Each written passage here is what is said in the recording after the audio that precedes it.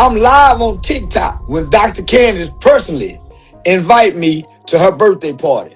But her birthday was 4 days ago. That's right, a birthday party that wasn't a birthday, a trap disguised as an invitation. When I get to the event, it ain't a birthday cake, it ain't a happy birthday. For 3 hours, it was nothing but political talk. 3 hours of political chaos. No cake, no celebration, just setup. She don't know the FBI is involved now, Dr. Candace. She don't know the FBI is involved now, Dr. Candace. And that's what this story is really about. Not just a party gone wrong, a federal investigation, a leaked phone call, and Jay Prince at the center of it all. When you hear what went down that night in Houston's 5th Ward, your jaw's gonna be on the floor. Because this wasn't some random street situation. This was calculated, this was orchestrated, and according to Charleston White, it was all connected to one person, Dr. Candace Matthews. See, Charleston didn't just show up to this event by accident. He was there because Dr. Candace Matthews personally called him while he was about to leave Houston. He had already filmed content that morning with the Chill Show podcast. We've got the timeline proving he had a flight scheduled for 1 p.m. that same day. He was supposed to be gone. But then the invite came in and everything changed. When she made the invite, and from the time I talked to her when she made the invite to after I was shot at, she never called back until the next day with no concern about my safety. Think about that for a second. A man gets shot at an event he attended because of a personal invitation, and the person who invited him doesn't even call to check if he's alive. No, are you okay? No, are you safe? Nothing. Radio silence for 24 hours. But here's where it gets darker. According to Charleston, Dr. Candace didn't just casually invite him. She made a very specific claim that made him feel comfortable showing up. That Dr. Candace Matthews told me herself that she got permission from James Prince for me to be in her establishment. That's why I was so comfortable. I'll take a lie detector test. I will swear under oath, and I have witnesses that Dr. Candace Matthews told me herself that she got permission from James Prince. Now let that sink in. Dr. Candace allegedly told Charleston that she had James Prince's explicit permission for him to be at this event. James Prince, the man with the most power in Houston, the man everyone fears. The fact that this permission supposedly existed made Charleston feel safe enough to reschedule his entire flight and stay in Houston for this birthday party. But there was just one problem. Her birthday was 4 days ago. It ain't a birthday party. It's a political event. Now, for y'all who don't know, this is the definition of a triple cross. For all y'all who in the chat, you looking to condemn the brother and picking and nabbing, I'm gonna teach you a little something with OG. This is a triple cross. So we've got the first layer of the trap, a fake birthday party disguised as an intimate gathering. But that was just the beginning, because once Charleston actually arrived at the location, things got darker. When Charleston White pulled up to this event, he had no idea he was walking into Jay Prince's daughter's establishment. Not just any restaurant, the Nickel, a place where everyone would know who the owner's family was, a place where the power dynamics were completely stacked. They saying that's why nobody told you that was Jay Prince's daughter establishment and she was there. Is what they're saying. They said, why didn't nobody tell him that so he can leave? They let him stay there not knowing that she was there in the building. This is crucial. Charleston wasn't just at some random political event. He was at Jay Prince's family restaurant, and nobody, not a single person, told him this fact. Why would you hide that unless it mattered, unless it was deliberate? And while Charleston's there thinking he's at his friend Dr. Candace's birthday party, something else is happening. Jay Prince's team is watching. They're documenting. They're taking pictures. Dr. Candace tried to introduce me to the who set the play. Charleston White is now coming out and accusing Dr. Candace Matthews of setting him up with Jay Prince in the 5th Ward. He also speaks on the situation that was going viral on Instagram where Dr. Candace Matthews and another dude had interviewed somebody who claims that Popeye's chicken had left a condom and fried it inside of their chicken. Let's see what Charleston White had to say. I was complaining. I ain't even gonna throw their name out there because I don't speak evil. But I was complaining about them same people recently. And I happened to say, man, let me check in on OG. I was typing your interview. I ain't even peep. I say, boy, look at the universe. Hey, homie, you know what? You know what's the saddest thing about all this, my nigga? Dr. Candace got on the phone and tried to play like she didn't invite me down there, nigga. Hold on, wait. Hey, wait. I'm on my way to go do all the interviews. That's why I'm not really talking about it right now, because people paying me to come do the interview. I got Vlad TV this week. I got Say Cheese TV this week. I got Adam 22. I got 607 Monk. I got the Chill Wheel Show. Nigga, I got 7 interviews this week. Hey, homie, Dr. Candace Matthews won't be able to talk that talk no more, man. She really, my nigga. She invite. I'm gonna release my phone records. I'm gonna release my phone records so to show y'all to connect the dots. My flight was supposed to leave at 1 o'clock that day. My flight was supposed to leave at 1 o'clock. I'm live on TikTok when Dr. Candace personally invite me to her birthday party. But her birthday was 4 days ago. When I get to the event, it ain't a birthday cake. It ain't a happy birthday. For 3 hours, it was nothing but political talk. For 2 hours, Dr. Candace assured me, as well as her team, everything is okay.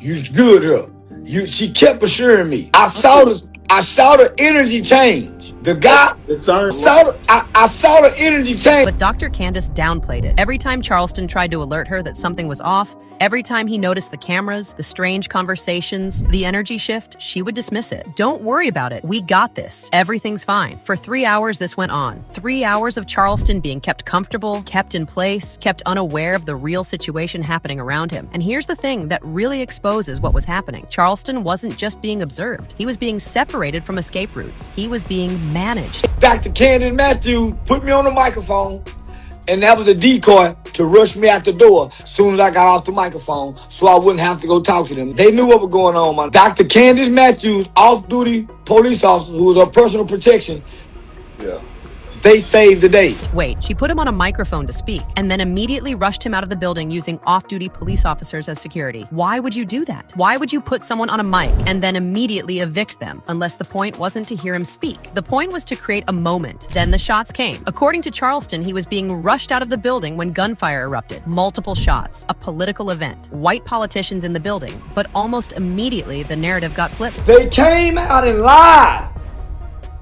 Dr. Candace allowed J. Prince Jr.'s son, Lil Jr. Lil Jr. came out and made a public statement and said, the goofball is lying. He rolled up and shot in the car.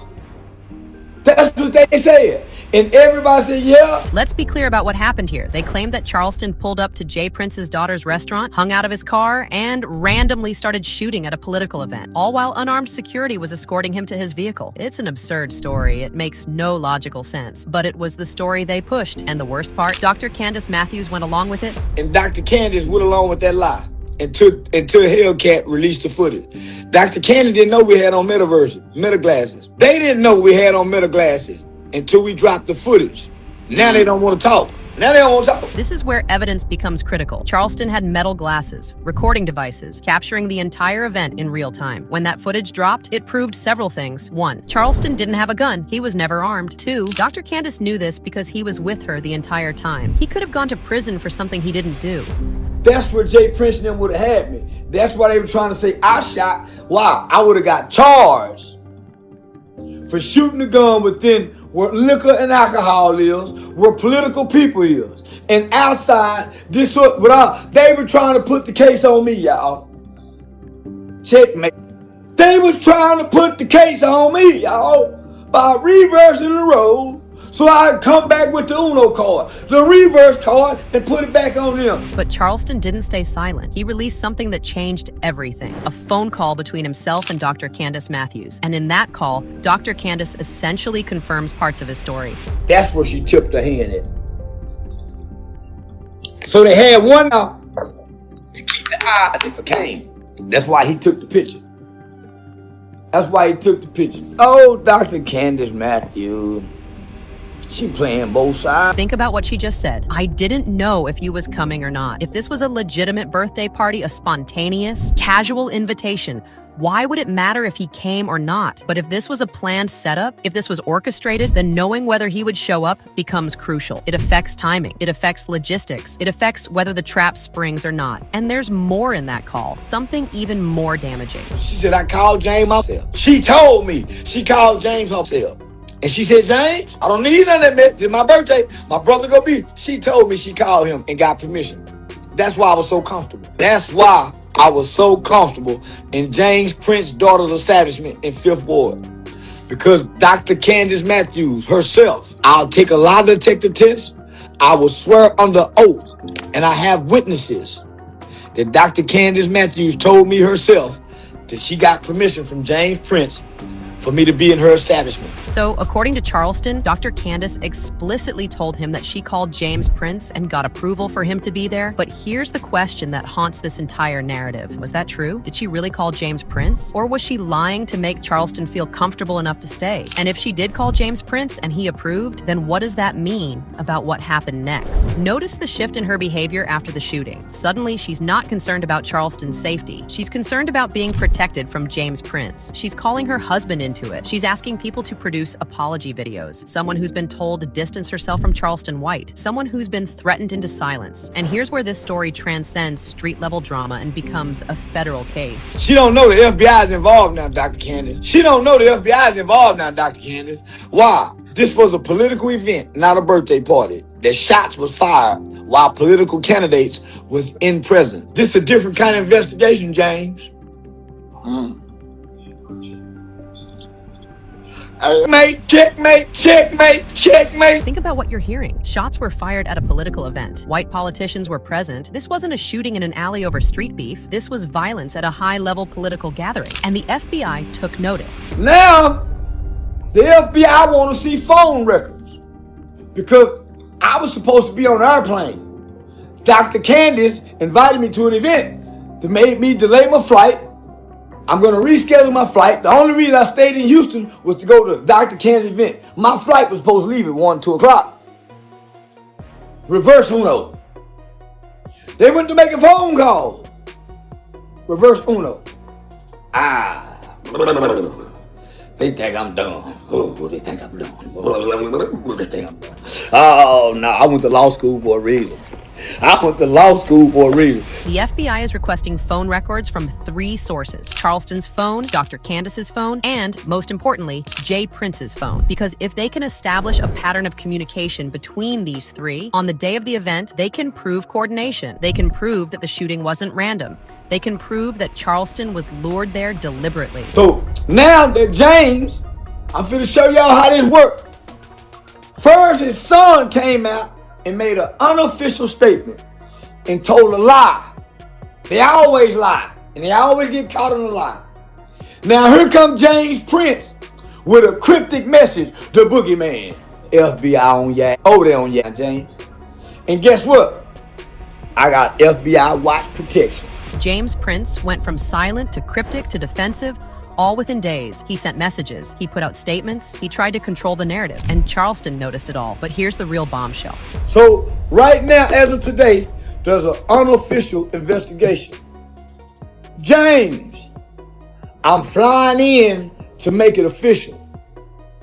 We got the name of the shooter between your phone records, Dr. Candace's phone records, and my phone records. I think we own to something with the FBI or the DOJ.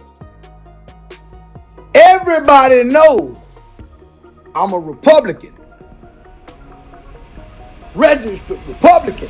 Charleston is meeting with the FBI. He's bringing documentation, he's bringing timelines, he's bringing the phone call with Dr. Candace, and he's alleging that the shooter's identity can be confirmed through phone records and communication patterns. What makes this story even more significant is the context. This wasn't just about one man being set up. This was about trying to neutralize a voice, specifically Charleston White's voice. I just signed a brand deal with Pokemon cards. We don't need this on my record when I don't even do anything with black people anymore. I was just showing up to an invite for a friend. I can't take the smut, and I got all these brand deals on the table, and this gunshots is being fired at someone else's event, and they blame it on me. Charleston was building something. He was getting brand deals. He was becoming relevant, and suddenly he's being tied to a shooting at a major political event. A felony charge would have ended everything, but there's another angle that makes this even more sinister. I was on the microphone speaking as a Republican at a Democratic and Republican bipartisan event in your neighborhood at your daughter's establishment. You can't make this street, James. Because I ain't street, James.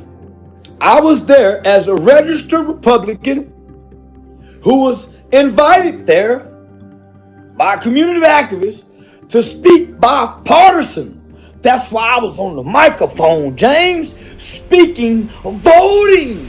Let's connect the dots. A registered Republican shows up to speak at a bipartisan political event. Shots are fired. He's blamed for the shooting. If that charge had stuck, it would have silenced his political voice. It would have discredited him. It would have made it impossible for him to speak about anything again. This wasn't random. This was strategic. That was a Democratic voter intimidation. And I'm taking it to the Department of Justice. And remember what Charleston mentioned about court system manipulation? Dr. Candace allegedly revealed that people had been paying court clerks to move cases around, delaying trials, slowing the legal system. That's a separate federal crime. We're not just talking about a shooting anymore. We're talking about coordinated intimidation, interference with justice, and political suppression. And guess who was promoting the investigation? Dr. Candace Matthews. They ain't just perfectly found no perfectly cooked condom in no chicken and ain't no flour on it. Ain't no flour on the condom. The condom didn't melt in that grease. They want us to believe that a condom went into some grease and fried chicken and fried with the condom. Fried, no. Boy, that's some, I call that. Now they running down Popeyes. According to Charleston, this was manufactured outrage designed to distract from the real story. It was too convenient. A major viral controversy at the exact moment when the shooting narrative needed to be buried. It pulled media attention away from what really happened in the Fifth Ward. All they want the people to do is to get eating free chicken. Hey, y'all, the free chicken and Popeyes leg, thanks to Cornell Leg and Dr. Candy. We done went from hanging from the tree, hollering no justice, no peace. We want some free pieces of chicken. Free pieces of chicken to everybody. Our community activism done went all the way down to chickens and rubber. The pattern is consistent. Create a story, push a narrative, flood the media, silence the truth. So here's where we stand. Charleston White was invited to a fake birthday party by Dr. Candace Matthews. Shots were fired. He was falsely blamed. He was about to be charged with a federal crime. Metal glasses footage proved his innocence. Phone records implicate Dr. Candace and Jay Prince. The FBI is now involved, and Charleston is flying in to meet with federal agents to make it official. James, I'm flying in to make it official. We got the name of the shooter between your phone records, Dr. Candy's phone records, and my phone records.